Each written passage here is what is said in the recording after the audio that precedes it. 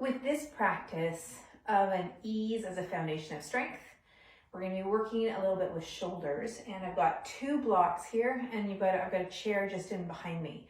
And we're going to be working with downward facing dog, and then playing around with our hands and our shoulders, and then coming into some forearm types of positioning, and then coming onto the chair to then take us a bit further into forearm types of balancing and even a handstand type of balancing.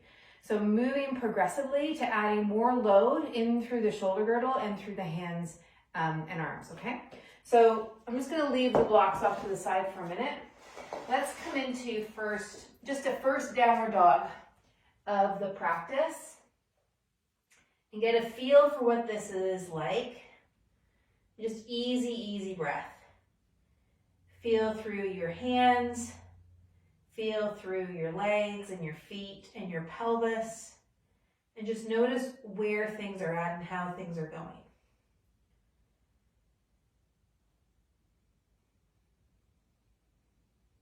Okay, and now let that come down. And then you can be either in a kneeling position or a seated position. You choose. You can even be in a position like this. You choose the best position for you to be in. I just want you to take a side bend and see if you can make it directly to the side, and feel your hand on your ribs here. We are moving through the lateral plane. Downward dog is in the sagittal plane. This lateral or frontal plane, when we can provide some release and perhaps sometimes some strengthening through here, then it can really shift up how our dog comes alive because of how it connects the shoulders and the hips. So as you come over into this side bend, notice what's happened with this sitting bone. And if you come off of that sitting bone, so yes, your weight is translating over to the side, but still maintain some contact on this side. And you decide whether your hand comes off of your rib cage or it comes alongside. Good, lovely. And then switch your legs if you need to. And let's take that side bend again. And watch to see if you're kind of collapsing into that side or if you're holding yourself up with that hand. The hand is really just meant to be a butterfly pressure on the floor. And then if it's available, that arm comes up alongside. Checking in with those sitting bones. And of course with your breathing. Because how our breath changes as we move into various positions becomes really interesting. And the key word is, it's not so much the position, it's the moving into. Because that's indicating that trajectory from point A to point B. Okay, and let that go. Now come back to downward facing dog. And let's see if that's made any difference for your dog in terms of what it is that you're experiencing. Sometimes people even find that their heels come closer to the floor when they free up through their torso. All right, lovely. Okay, now from here, take your blocks, have them in front here, and you're going to take your index finger, your thumb tip, and put them together into this mudra. We'll call it the OK sign.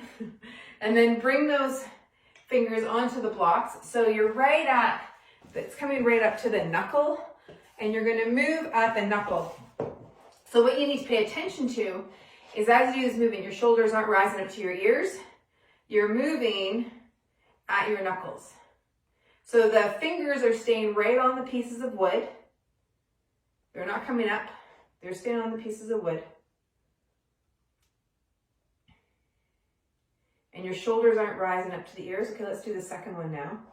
Now, where you ultimately want to go with this is that it's the tip and the tip that are touching. So you're not you're not covering over the nail. It's tip to tip. That might be a little difficult at first, but it's something you can work toward.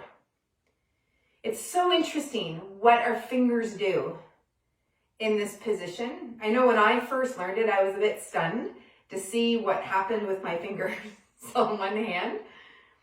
Good, and then the other side. And what's also really interesting is the correlation with what's going on up through the joints, further up the chain toward the shoulder, like elbow, shoulder, and maybe even into the neck. Okay. And now pinky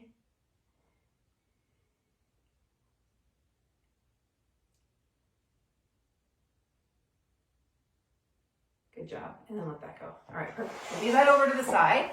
And let's come back to the dog and see what's happened.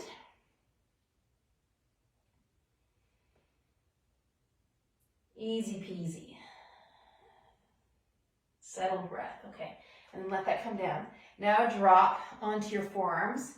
So your hands were in the same position as they just were on your forearms, and then come on up into your sort of forearm standing downward dog.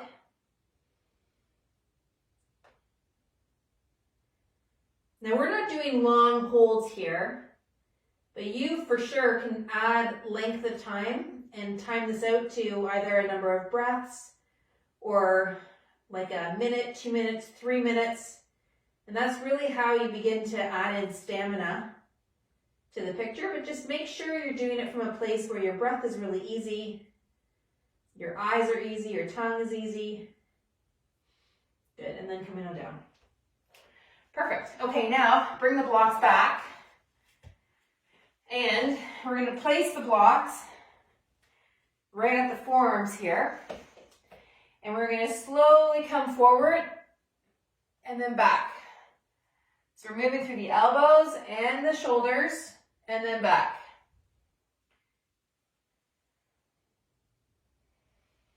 So we're not knocking those blocks down. Good. All right, good. Now take those away. And let's come back up into downward facing dog. Now notice what this all feels like.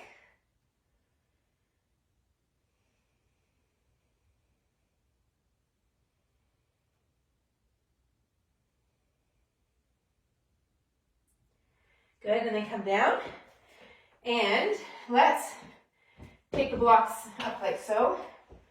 And place your hands at karate chop. You're going to place your hands on either side so that the wrist is being held by that block. So I'm not going to curl my fingers around here. My fingers are going to be straight like so. And still in that same position, orientation-wise, relative to my shoulders as they were when my palms were down. And then up you come. So watch that you're not, my blocks just kind of pulled in a little bit there. So watch that you're not pulling or pushing those blocks towards each other, that you're pressing right down on that middle part of your forearm when your thumbs are pointing upward.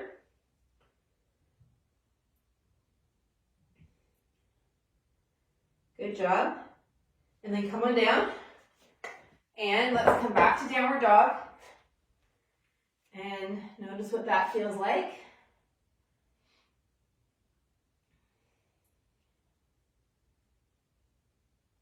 And then we're going to turn the palms up like so and do the same thing.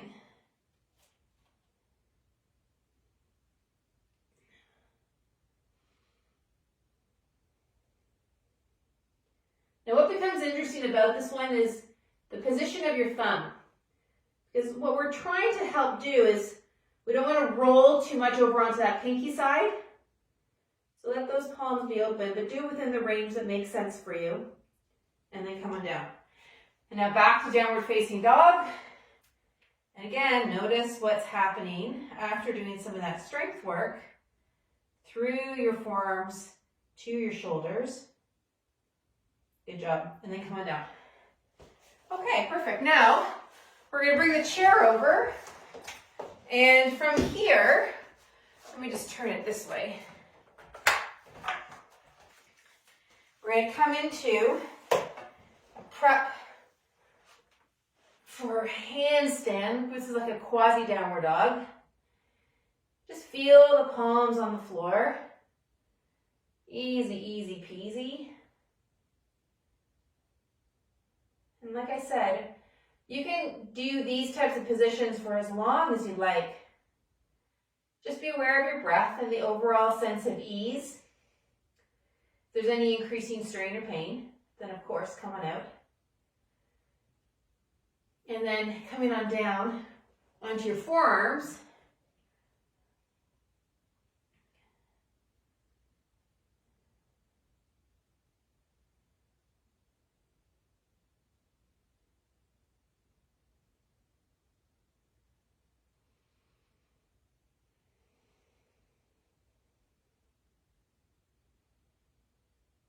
Good job. And then coming back up onto the hands.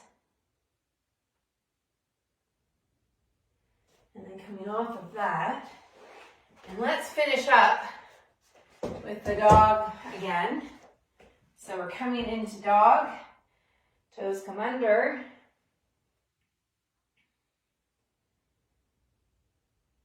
And notice what you're experiencing. And then slowly come down. And then lie back and just notice what's now going on in your body. Having done a little bit of body weight work through that shoulder girdle, through your dog, and what that all feels like.